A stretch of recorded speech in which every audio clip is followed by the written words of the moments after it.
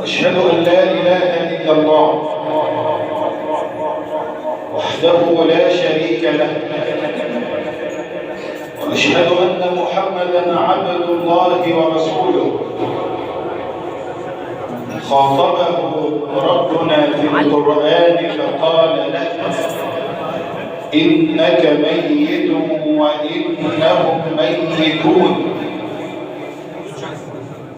وخاطبنا رسولنا صلى الله عليه وسلم ليبين لنا هذه الحقيقة، أن كل إنسان سيرحل عن هذه الدنيا لا محالة، طال العمر أم قصر. فقال صلى الله عليه وسلم: والذي نفسي بيده لتموتون كما تنامون ولتبعثن كما تستيقظون ولتحاسبن على الإحسان إحسانا وعلى السوء سوءا. فاللهم صل وسلم وزد وبارك عليه وعلى آله وأصحابه الطيبين الطاهرين، وارض اللهم عنا وعنهم برحمتك يا أرحم الراحمين. طاف بنا القارئ الكريم في آيات أحكم الحاكمين جل جلاله، وهو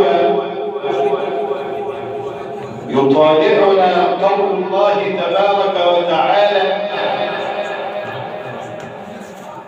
يوم تجد كل نفس ما عملت من خير محضرا وما عملت من سوء تود لو أن بينها وبينه أمدا بعيدا ويحذركم الله نفسه والله رؤوف بالعباد. يا لهذا الموقف يوم أن يقف الإنسان بين يدي أحكم الحاكمين جل جلاله ليحاسب أمام الله عز وجل. والناس في هذا الحساب صنفين: صنف يستره الله تبارك وتعالى، هذا الصنف الذي كما أكمل قارئنا: قل إن كنتم تحبون الله فاتبعوني يحببكم الله ويغفر لكم ذنوبكم والله غفور رحيم.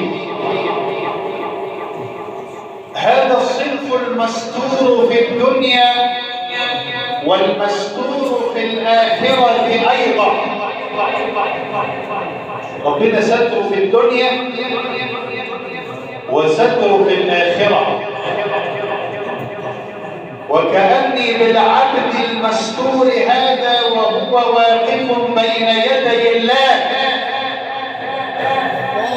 تنادي عليه الملائكة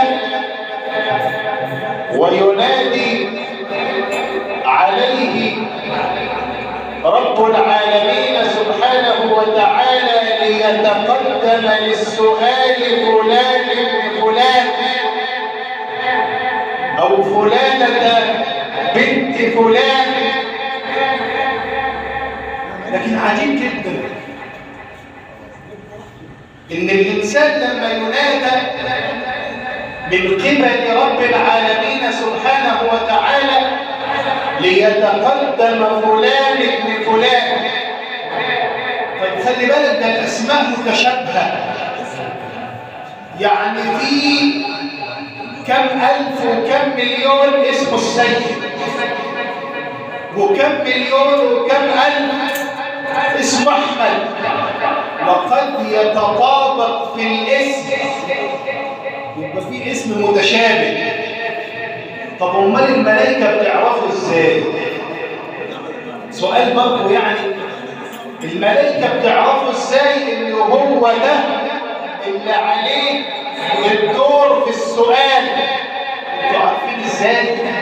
عندما ينادي رب العالمين ليتقدم فلان ابن فلان للوقوف بين يدي الله تبتعد فرائسه يخاف، فتعرف الملائكة بأن هذا الرجل هو المقصود بالسؤال فيأخذوه للوقوف بين يدي الله. إن الوقوف بين يدي الله أمر مش هين، لأن كما استمعنا ويحذركم الله نفسه. تخيل أنك ستقف بين يدي ملك من ملوك الدنيا أو رئيس من رؤساء الدنيا. شكلك عامل ازاي؟ تخيل لما هتقف بين يدي ملك الملوك جل جلاله وتبارك اسمه. بس شوف الحوار اللي هيدور مع هذا العبد المستور امام الله عز وجل. ربنا هيوقف العبد هذا بين يديه ويقول له: عبدي ألم تفعل ذنب كذا يوم كذا؟ فالعبد بيعترف، وهو كان مؤمن لكنه مختلف للذنوب والأوزار أيضا، يعرف طريق الله. الشيطان يأخذه مرة، أصحاب السوء يأخذوه مرة، لكنه يرجع إلى طريق الله مرة أخرى. هذا الموقف يضع رب العالمين كنفه عليه. شراح الحديث يقولوا ايه؟ يقولوا معنى الكنف يعني الستر، ان ربنا سبحانه وتعالى يضع ستره على العبد. العبد استفاد ايه لما ربنا بيضع ستره وكنفه عليه؟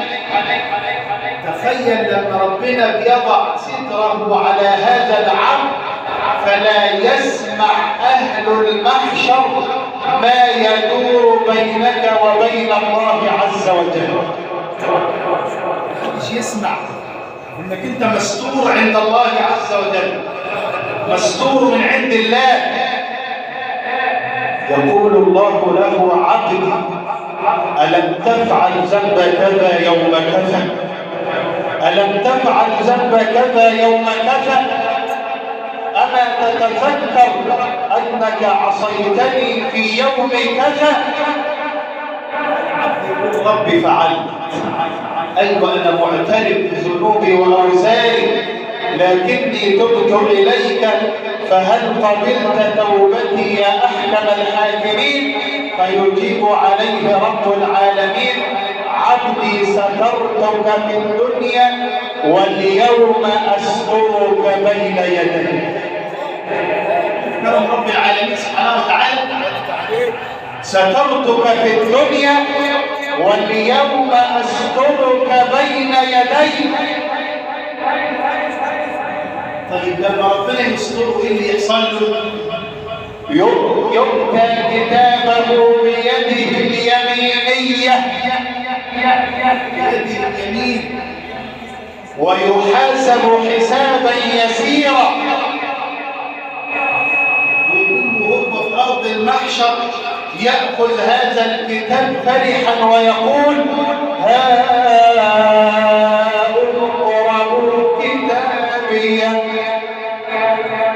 إني ظننت أني ملاق حسابي.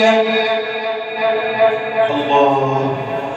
فهو في عيشة راضية في جنة جنة عالية قطوفها دانية كلوا واشربوا هنيئا بما أسلفتم في الأيام الخالية. كلوا واشربوا هنيئا بما أسلفتم في الأيام الخالية. شوف كرم رب العالمين.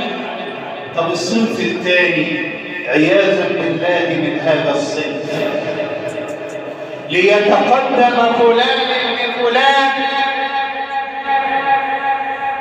يقف أمام الله يقول ربنا سبحانه وتعالى يقرره بذنوبه وأوزاره: ألم تفعل ذنب كذا يوم كذا؟ ألم تفعل ذنب كذا يوم كذا؟ فاكر إنه هيعرف ينفذ يقول يا رب ما فعلت هذه الذنوب ولا هذه الأوزار. إزاي؟ مكتوب عليك يا عبدي أنك فعلت هذه الأوزار. شوف البجاء بتاعته يقول إيه؟ يا رب فقد ظلمني كتبته. الله أكبر. هي الملائكة هتظلمه؟ هي الملائكة هتكتب عليه شيء لم يفعله؟ يا رب قد ظلمني كتبته. فيقول رب العالمين ومن يشهد له. شوف رب العالمين وإمهاله مش خدوا على طول، لا لابد وأن يقام عليه الحجة. من يشهد لك فيقول يشهد لي أعضائي اللي تشهد لي. فيقول رب العالمين للسان اسكت لا تتكلم. طب اللسان هيخلص مش هيتكلم. ثم يقول رب العالمين لكل عضو من الأعضاء تحدث بما فعل بك من ذنوب وأوزار. فالعين تجيب وتبقى فضايح، والإيد تجيب ذنوبها وتبقى فضايح. هو مش مسؤول.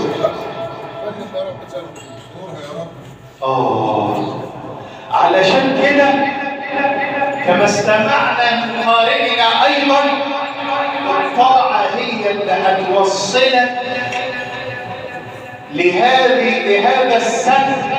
قل أطيعوا الله والرسول فإن تولوا، يعني فإن ابتعدوا عن هذه الطاعة فإن الله لا يحب الكافرين. مثل وقوفك يوم العرض عريانا مستوحشا قلق الأحشاء حيرانا، والنار تلهب من غيظ ومن حدق على العصاة ورب العرش غضبانا. اقرأ كتابك يا عبدي على مهل فلم تجد فيه حرفا غير ما كان، فلما قرأت وأيقنت قراءته وأقررت إقرار من عرف الأشياء عرفانا نادى الجليل خذوه يا ملائكتي وامضوا بعبد عصى للنار عطشانا. المشركون غدا في النار يلتهموا والموحدون غدا بدار الخلد سكانا. نسأل الله تبارك وتعالى في عليانه ونحن في هذه الساعة المباركة أن يتغمد هذه الفقيدة الراحلة بواسع رحمته